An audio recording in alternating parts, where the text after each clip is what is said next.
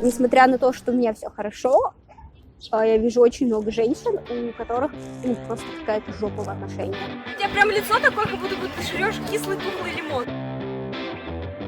В юности, как бы удивительно это ни звучало, глядя на меня, я в юности пела в церковном хоре, ходила в православную школу. И как бы по мне не видно, наверное, все-таки я придерживаюсь определенных религиозных учений, но на самом деле это так, и православные могут выглядеть на самом деле по-разному. Просто есть такой, в представлении как бы общества православная девушка — это почему-то девушка, у которой там все наглухо закрыто, у нее юбка в пол, обувь там без каблука.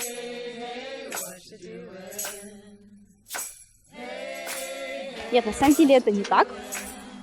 Как бы Господь нам говорил, что женщина должна быть красивой, а мужчина должен работать. Ну, как бы я красивая, мой мужчина работает, и у меня прекрасный мужчина, с которым у меня, наверное, там тотальное 100% взаимопонимание, но и вообще, не знаю, со стороны мы кажемся очень такими сладенькими, очень такими мимими, хотя это не так.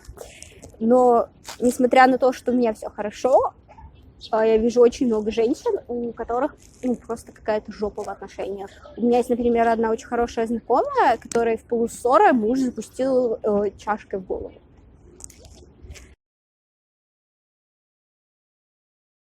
Люди сами не понимают, что они, женщины, что они находятся в таких токсичных отношениях, которые их убьют либо морально, либо физически. Плюс в эти отношения не втягивают детей, которые видят очень неправильную модель семьи. И чтобы такого не было, я как-то стараюсь людям рассказывать о том, что из любой ситуации есть выход. Общество очень сильно давит, что обязательно должен быть ребенок. Что я, с одной стороны, понимаю, что как бы детей я не хочу, это мой осознанный выбор, а с другой стороны, я понимаю, что это какая-то супер неправильная, и что я не хочу детей, и меня это очень сильно загоняет.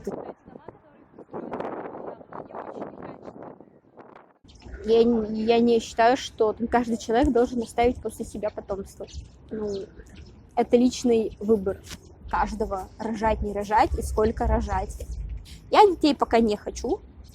Я считаю, что для того, чтобы ребенок появился на свет, ты должна быть морально к этому готова, ты должна быть спокойной, адекватной, и у тебя должна быть какая-то финансовая, опять же, подушка, потому что дети — это очень дорогое удовольствие. Я считаю, что в свои 26 я сама ищу как ребенок, а дети не должны рожать ни в коем случае.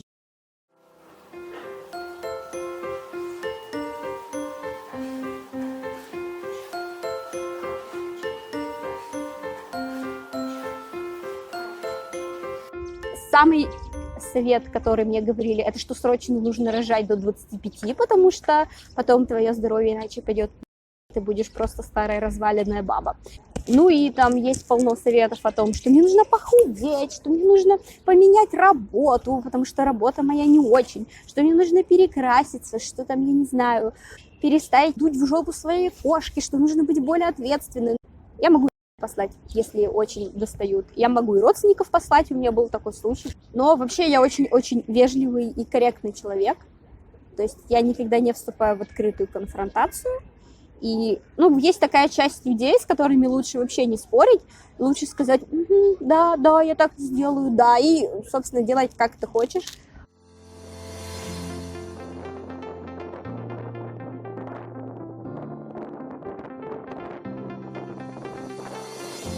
И тут, короче, я по затвору вижу, что все.